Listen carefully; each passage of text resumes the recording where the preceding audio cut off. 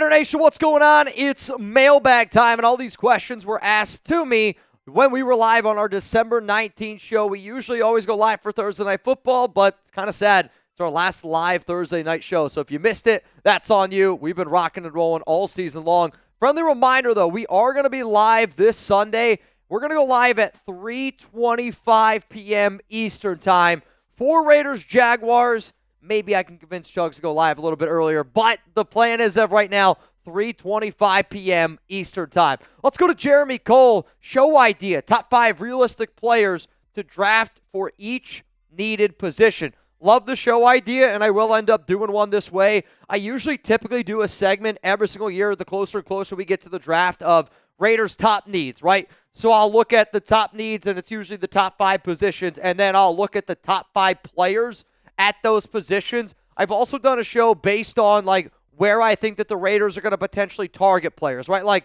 I could do a show on quarterbacks, but most of the quarterbacks that I talk about are probably going to be high in that draft order. We need a running back, but I'm not going to talk about running backs that the Raiders could take in round 1 because we're not going to take a running back in round 1. So I'll do some shows like this, but I love these type of ideas, and if you have more ideas, please throw them in here on this show. This is what it's about. Let's go to Kazuki.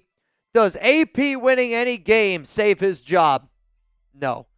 To be quite frank with you, the only way Antonio Pierce has any chance, I would say, of even keeping his job is if Mike Vrabel goes to Ohio State and says, I don't want to be the head coach of the Raiders. And I actually think AP winning hurts his chances even more of keeping his job, because I would say the only humanly way possible that Antonio Pierce saves his job is if he has the number 1 overall pick and Shedeur Sanders and Deion Sanders, who have already indicated, I mean, they have already liked videos that I have put out about them being on board with a guy like Antonio Pierce. But if Shedeur says, yeah, I'm good with AP, I think that's realistically the only way he saves his job. Let's go to Petey. What up, Petey? Mitch, I saw the Raiders are favorites for Tyreek Hill this offseason. Do you think we could really get him? So one of my buddies, Albert, who I was hanging out with last weekend, Albert texted me, and he texted me a screenshot of this like article by the 33rd team, and it was also Hondo put out something on Twitter. It was like, the Raiders are the favorites to trade for Tyreek Hill. And I looked at Chugs and I go, I guarantee we get a question on this. So Tyreek Hill, I'll give you my answer here in a moment, and shout out to Albert for always being a legend. Should the Raiders trade for Tyreek Hill this offseason? This is going to be the pinned comment on today's show, which means you're about to get hit with the YouTube ad break. While that ad is playing, I want you to scroll on down and give me your answer. Type T for trade, type P for pass. Should the Raiders make the move for Tyreek Hill? If we're looking at this from just a football standpoint, why would you not want Tyreek Hill? I know that he hasn't played all that well this season, but he is an unbelievable athlete. I think he'd be a great fit with any quarterback that the Silver and Black bring in. He's got AFC West experience, and I know for a fact that he strikes fear into the eyes of every time he touches the football. And for the Raiders, if you make the deal, it would really only cost you $10 million in 2025. He does have a $1.8 million per game bonus, which is something that I got to look at. Miami does eat a lot of money by trading him away. The other side of that coin is this, though. Tyreek Hill does have a domestic violence case against him. It happened back in, I want to say, 2014. Again, I did a little bit of research because I was like, guaranteed somebody's going to ask me this question. Back in 2014, so the Raiders have the Fred Bilenikoff rule, which is if you have a domestic violence background, they will not employ you for the Silver and Black. Bilenikoff was a wide receiver. I have a hard time believing that Mark Davis would bend that rule for another wide receiver that has a domestic violence issue in his past. But then again, we've seen the NFL, we've seen players get away with it if you're really good. Let's go to Evil Mitch. There's rumors that Mark wants to win on a high note. I think Mark is just saying all the right things just to say the right things. I know Mark Davis cares about money more than he cares about anything else. I think he cares about money more than he cares about winning. You guys can agree or disagree with that. But maybe that's up for discussion. Here's what's not up for discussion. Shedeur Sanders will help the Raiders win games. Shedeur Sanders will help the Raiders sell tickets better than any quarterback maybe ever entering the NFL draft. Mark can say what he's going to say in front. And behind the scenes, Mark Davis does not want to win because Mark Davis wants Shedeur Sanders. Maybe Mark goes, yeah, I want to win football games, but I still want Shedeur Sanders as my quarterback. Maybe Mark doesn't realize that if we win football games, we might not be able to get Shedeur Sanders. Let's go to Rebel. Why are we still holding Snowden? We wasting a roster space. I actually think it really just simply comes down to the Raiders are worried that they don't have enough bodies at defensive end. Like, think about it. Max Crosby goes down. Season ends over with his ankle injury. Janarius Robinson gets suspended for 3 games. So that means right now the only active defensive ends on your roster at one point were Tyree Wilson and Kaylavon Chasen. So I like that I can understand, but I think one of the reasons why you saw the Raiders a few days ago sign Andre Carter, I did a few videos on it right off the Minnesota Vikings practice squad. I think it's them planning ahead of times of like, we are probably going to have to move on from a few people here. Let's go to Ryan. What are your guys' predictions for the CFP this year? 100% honest. Well, you know what? First off, this. If anybody's trying to watch any of the college football games, Chat Sports is going to be doing a watch party for every single one of these games. So if you want to hang out with our Chat Sports guys, I'll also be down in the comments section so you can watch the game with me. Subscribe to Chat Sports. That link is going to be down in the comments and in the description of today's show. Or you can go to youtube.com/@chatsports to get our channels.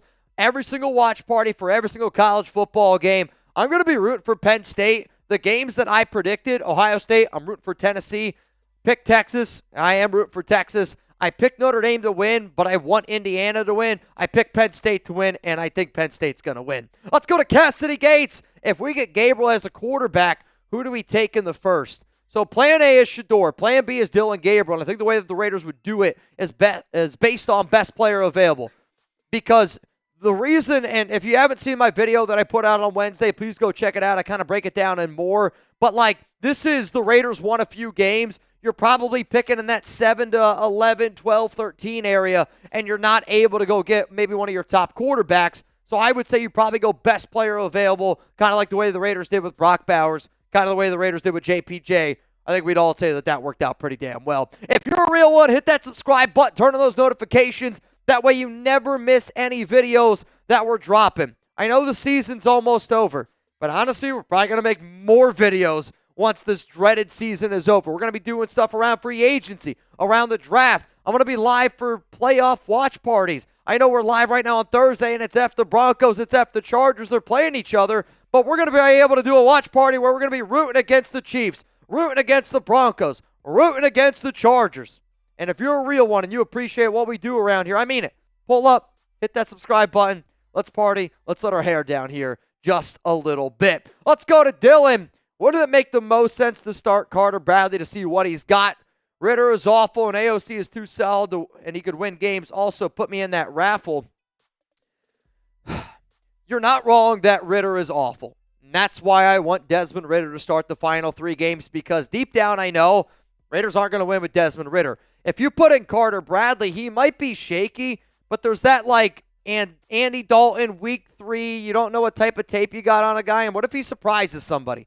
I don't need any surprises going up against Jacksonville in Week 16. And you are right. Aiden O'Connell would have beat the Atlanta Falcons. Aiden O'Connell is the best quarterback we have on this roster. And if the Raiders were smart and if they were actually trying to get that number 1 overall pick, they would rest Aiden. Now, I get it. Maybe he doesn't want to rest. But if I was Mark Davis, I'd go, you want me to double your salary next season to make it, I don't know, $2.5 million? Aiden would probably say yes then. Some of y'all might roll your eyes like, it's not that much money. If I looked at anybody right now and I'd say, you can rest the next 3 weeks and I'll double your salary next year, would you do it? I think a lot of y'all would end up doing it. Now, today's show is presented by Panda Subs. Make sure that you use code TANK at pandasubs.com. They got some unbelievable protein on the market, 30 grams of protein, no sugar added, and the reason why it's called fuel is because it's going to fuel your body for a long time. I've been trying to lose some weight. I'm trying to get into shape for the wedding. I will say this blueberry muffin protein, it's insanity good. Like, Chugs and I always talk about the Ninja Creamy. I have yet to try it in the Ninja Creamy.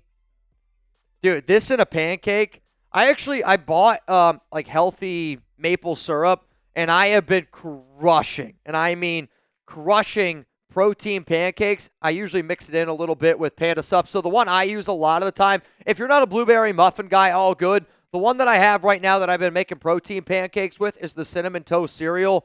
It's really good. And, is it as good as a unhealthy pancake? Maybe it's the chef who's making them. I'm sure somebody who's actually good at cooking could probably do it. But, would you rather eat a pancake that's got, let's say, 30 grams of protein, 100 and, let's say, 200 grams of, calories at the end of the day? Or would you rather eat a pancake that's got 5 grams of protein and it's got 600 calories in it? Like, to me, when I eat something sweet, I have a big-time sweet tooth, so I want to eat a lot of it. I feel like a piece of shit when I eat a bunch of pancakes. When I eat a bunch of my protein pancakes with stuff with Panda Subs protein, I feel a lot better about myself. Let's go to Rem_me, Caleb Johnson in the 2026 NFL Draft. I think you mean this year, 2025. Caleb Johnson is a hell of a running back. He's a fun guy. If you're looking for a power back, and I actually think it could be somebody on the radar of the Silver and Black. I think he'd actually pair very well but behind Jackson Powers Johnson, because when JPJ goes out there, he's trying to ruin your day. Like, JPJ is trying to put his tea bag on your chin. You know what I'm saying? When Caleb Johnson runs with the football, he's trying to do the exact same thing. Let's go to Nate May. What's up, man? Did you see the article on Sports Illustrated that the Raiders might get Higgins and trade for Tyreek Hill for a third and a fifth? I did see the article. And T. Higgins, I've been talking about T. Higgins for months, so I know the Raiders are interested in him. I already talked about Tyreek Hill a little bit. It's not necessarily that the Raiders might get Tyreek. It's that the Raiders would be interested, but it's more of just speculation. Like, it's not a report where the Raiders are interested in Tyreek Hill. The Raiders, I can give you this, are interested in T. Higgins. It was more speculation on Tyreek Hill's behalf because he tweeted out the other day. What did he tweet out? He's like, I got to go, or I'm getting out of here. I forget exactly what he said, but it was speculating that he was trying to leave the Miami Dolphins. Let's go to Cali. What up, man? If the Raiders win some games, could we trade for Kirk Cousins? I'll be real with you. And Cousins has a no-trade clause, which I did not know. But if the Raiders were to trade for Kirk Cousins, based on the contract, first off, Atlanta's eating like $65 million. They're eating a shit ton of money. The Raiders would only have to take on $28 million, and then he's got $0 million guaranteed in 2026 and in 2027. The problem is, I don't think that anybody's going to trade for Kirk Cousins the same way a few years ago that nobody traded for Derek Carr. Is Cousins good enough to start in the NFL? I still think that the answer is a maybe, though he's been really, really bad. Was Derek Carr good enough to start in the NFL? Yes. But if you know that the team's moving on from him, I don't know if you have to trade anything. So, I really do believe that you're going to see a situation here, kind of like what happened with the Broncos, where they were like, all right, I'm going to eat $98 million and cut Russell Wilson. I think you could see a situation where they eat $65 million, cut Kirk Cousins, and he hits the open market and ends up signing a Gardner Minshew type of deal with whatever team he ends up going to. I'll tell you this, though. If you would have asked me this at the beginning of the season, I would have said, all right, I'm probably on board for getting Kirk Cousins if we miss out on being able to get a young QB. If the Raiders go into next season with Kirk Cousins as their quarterback, I don't know who the head coach is. I don't know who the GM is, but it's an organizational failure if Kirk Cousins is the starting quarterback going into the next season. What up, on hell? Get Dylan Samson from Tennessee. Running back. So the one back that I've started to watch a little bit more tape on, who I like a lot, is the kid from North Carolina. I've started to watch him a little bit more. Hamilton, he's got some juice to him. I'll start to take a deep dive into the running backs again the sooner and sooner that we go. But when you guys give me names like this, it puts it in my memory bank, and I go back and I watch the film when I get some free time. Jason, will Andre Carter play this week? My guess is yes. He was signed off the Vikings practice squad and put on our active roster. And a lot of times situations like that, you're like, he might not. I think because the Raiders are so short-handed at defensive end, he has to play. I feel like he has to go. Janarius ain't going to be out there, obviously. He got suspended 3 games. Charles Snowden better not be out there. He's a knucklehead. Max is out. Your only active defensive ends are Andre Carter, Caleb Chasen, and Tyree Wilson. Unless you're going to put Amari Gaynor in the edge, but I don't think that that's going to happen. If you want to find out how Andre Carter looks, I would imagine he's going to get some run. Raiders, Jags this Sunday. Hit that subscribe button. We're going to be live on the channel. We're going to be going live 1 hour before kickoff. And you know, one of the things that I would like to do, I like to see what you guys have to say about this game. So please give me your score prediction. Raiders, Jaguars, really want to know what it is. I'll tell you this. My score prediction that I gave Amazon, I said Jags win 24-20 against the Raiders. This game, I think, is going to be a close one. And I think we're going to be sweating it out. So before we get out of here, set a calendar reminder. Set a reminder in general. Raiders, Jags, it's going to be our Christmas, Hanukkah holiday show. For those that do not know, Christmas and Hanukkah start on December 25th this year. I celebrate Christmas. Jug celebrates Hanukkah. So we're going to do our holiday Raiders game day this Sunday. Tune in. It's going to be a lot of fun. And this might be the most important game for the Raiders to get that number 1 overall pick.